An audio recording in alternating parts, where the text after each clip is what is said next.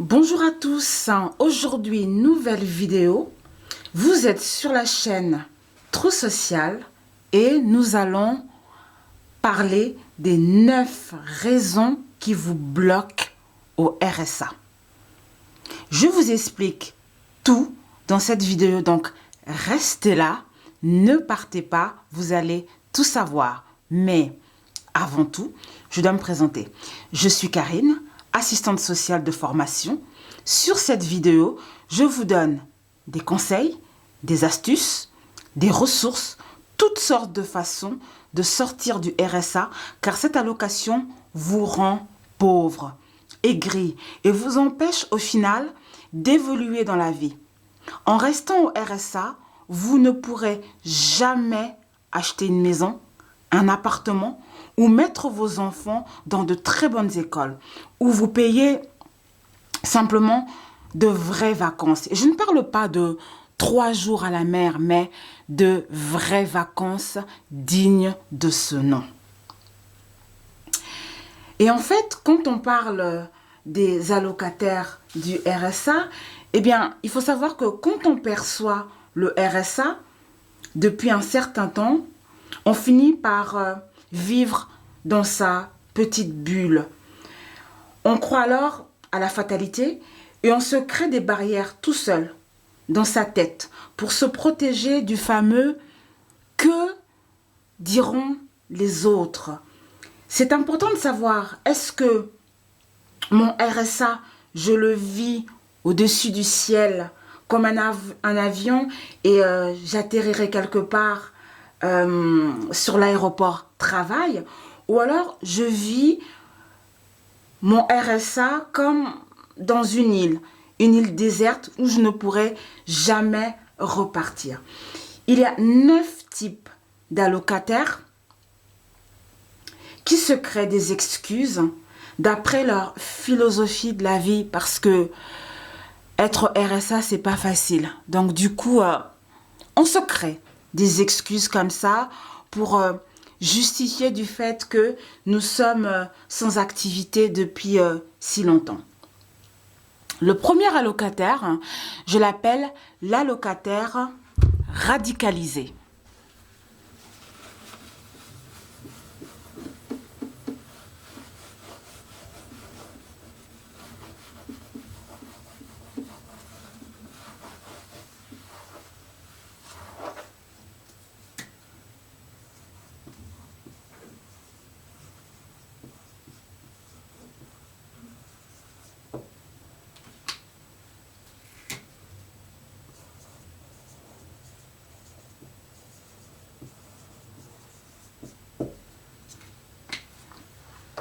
Cet allocataire, il a commencé en fait à l'époque du RMI.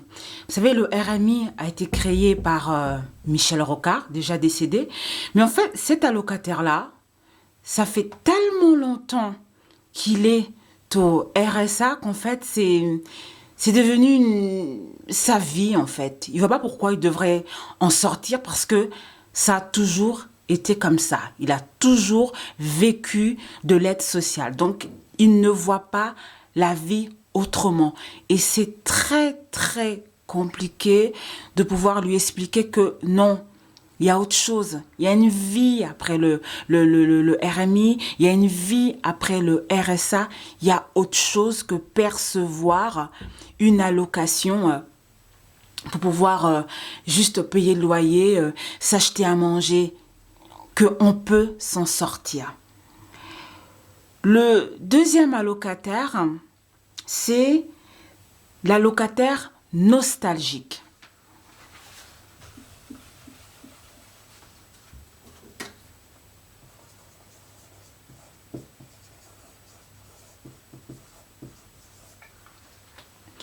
L'allocataire nostalgique, en fait, c'est un allocataire qui est nostalgique en fait de sa vie d'avant.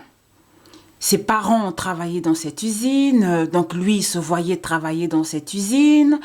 Donc, en fait, il voudrait que les choses redeviennent comme avant. Donc, il est en attente. Il est en attente qu'il y ait un repreneur, il est en attente qui est le charbon qui revienne, pourquoi pas, qu'on revienne au temps de Germinal, qu'on creuse les mines pour ressortir du charbon. Voilà, lui, il est en attente de ça. Donc, c'est très difficile pour cet allocataire de pouvoir s'ouvrir, de pouvoir se dire que non, je peux aller chercher une formation, me réinsérer sur autre chose. Le troisième allocataire, c'est l'allocataire vétéran.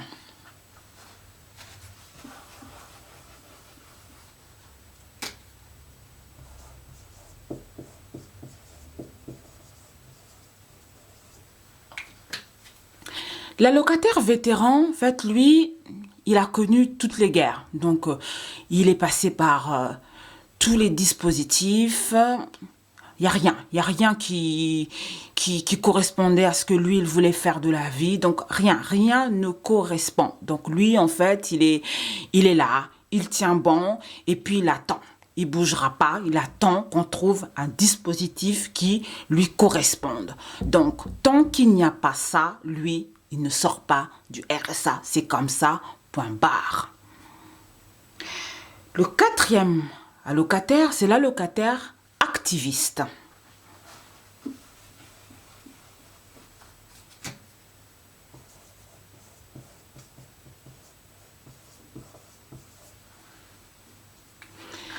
L'allocataire activiste, en fait, lui, il justifie le fait qu'il perçoit le RSA aussi longtemps sur l'esclavage.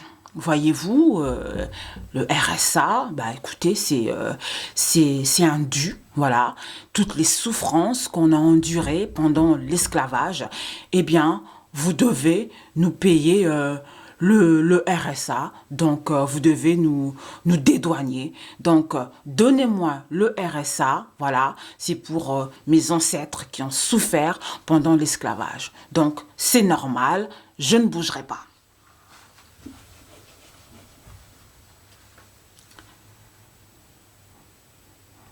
Le cinquième allocataire, c'est l'allocataire victimiste.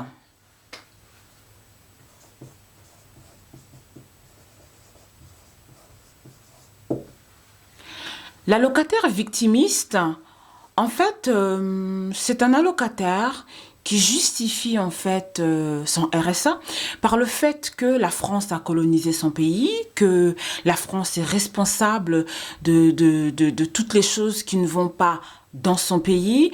Tout ça, c'est dû à la colonisation, donc on doit lui verser son RSA et il ne bougera pas. Il arrêtera de percevoir le RSA le jour où la France partira de son pays et que la France arrêtera de soutenir le dictateur de son pays.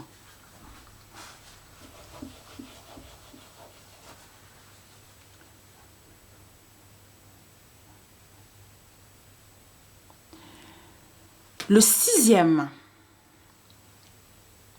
allocataire RSA, c'est l'allocataire raciste.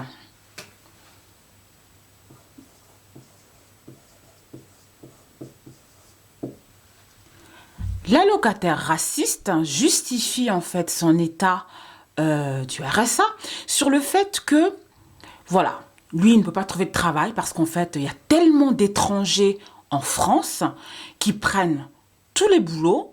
Donc, en fait, lui, il ne peut pas travailler. Il n'y a pas de boulot. Quand il tourne la tête, il voit un étranger qui travaille.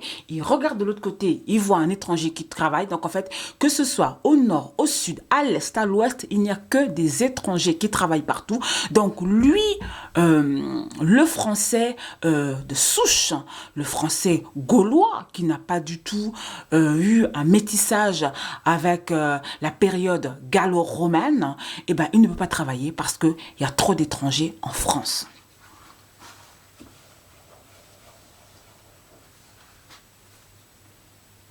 Le septième allocataire qui justifie donc son état de RSA, c'est l'allocataire que j'appelle écolo.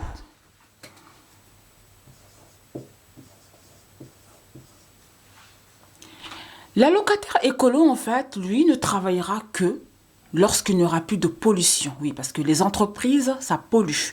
Et lui, il est contre la pollution, donc c'est un défenseur de l'environnement. Donc, il ne peut ne travailler, donc il ne travaillera que dans une entreprise qui ne pollue pas. Et étant donné que toutes les entreprises polluent, il n'est pas prêt à travailler.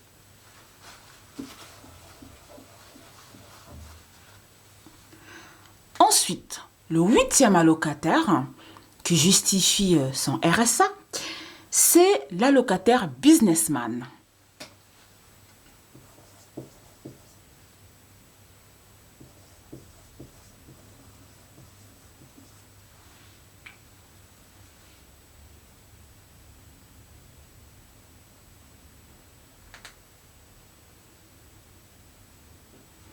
L'allocataire businessman, c'est un allocataire en fait qui, tout en percevant son RSA,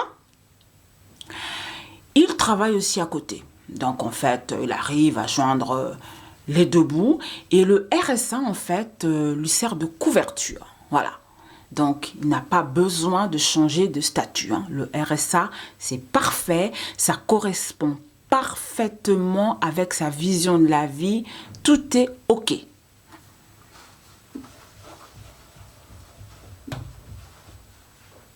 Enfin, le dernier allocataire à être très heureux dans son RSA, c'est l'allocataire que j'appelle l'allocataire malin.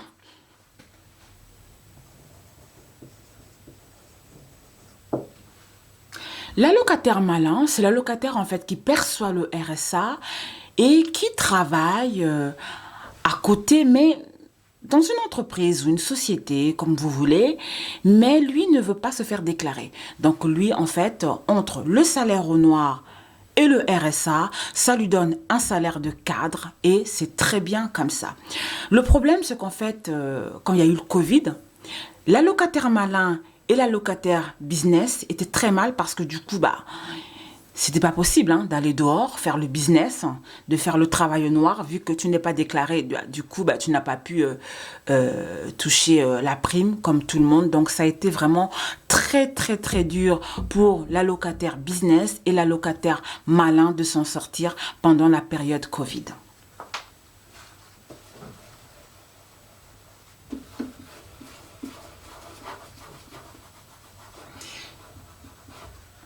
Je viens en fait de vous donner les 9 raisons qui font que c'est très très difficile pour un certain type d'allocataires qui perçoivent le RSA de pouvoir le quitter. Parce qu'en fait, ils ont trouvé, comment dire, ils se sont accommodés avec le RSA. Donc, en fait, c'est très, très, très difficile de pouvoir travailler avec ce type de personnes. Et quand on est travailleur social, on a vraiment envie d'aider les personnes. On veut que les gens y arrivent. On veut que chacun arrive à s'insérer dans la société parce qu'on a tous des qualités, on a tous des défauts, mais on peut tous apporter quelque chose, on peut tous améliorer quelque chose. Et on se retrouve vraiment bloqué quand on a ce type d'usager parce que c'est des choses qui se passent dans leur tête. Et c'est difficile. Donc c'est vraiment un accompagnement social à très très long terme. Mais moi je ne désespère pas parce que je sais que quand on s'accroche et quand on veut, on peut y arriver. Donc, c'est à vous de savoir, est-ce que j'ai vraiment envie? Est-ce que j'ai des rêves? Vous devez avoir des rêves. Je peux prendre l'exemple de Emmanuel Macron, qu'on l'aime ou qu'on l'aime pas. Mais est-ce que je ne pense pas que Emmanuel Macron avait pensé un jour devenir président? C'est des opportunités qui se sont présentées à lui. Et en fait, il était là, au bon endroit, au bon moment, et il a su les saisir. Et les opportunités ne sont pas fermées aux personnes qui touchent ou qui vivent des minima sociaux. Tout le monde peut y arriver. En France, c'est chance pour tous. L'école est gratuite. Ça veut dire que tout le monde peut y arriver à n'importe quel moment. Et l'État a créé plein de dispositifs autour pour pouvoir aller repêcher tout le monde. Et c'est dommage de ne pas en profiter. C'est dommage de ne pas essayer et de s'enfermer en fait dans son petit monde, dans ses excuses qu'on s'est créé. Les anglo-saxons disent que the sky is the limit. Oui, il n'y a que le ciel qui peut faire que tu ne peux pas y arriver. Mais tant que tu as les mains, tant que tu as les pieds, tant que tu as les yeux, tant que tu as la force, tu peux y arriver. Il n'y a pas de raison. Donc, vas-y, bouge-toi. Aujourd'hui, on t'a fermé la porte, mais demain, quelqu'un va t'ouvrir. Il faut aller saisir les opportunités. Il faut aller faire les stages de compétences qu'on vous demande. C'est pour savoir qu'est-ce que vous aimez, qu'est-ce que vous savez faire en fait de vos mains, qu'est-ce que vous pouvez donner à la société. C'est vrai que tout a été fait, tout a été dit, mais on peut toujours améliorer. Quelqu'un peut toujours apporter quelque chose. Avant, il y avait Facebook. Mais quelqu'un a ramené Instagram, quelqu'un a ramené WhatsApp, quelqu'un a ramené TikTok. Donc, il y a encore des choses à créer. Comme pour les vagues. Je vous ai fait une vidéo, ma première vidéo de présentation, c'était juste sur les vagues que l'océan fait. Chaque vague est différente. C'est-à-dire que la création est infinie.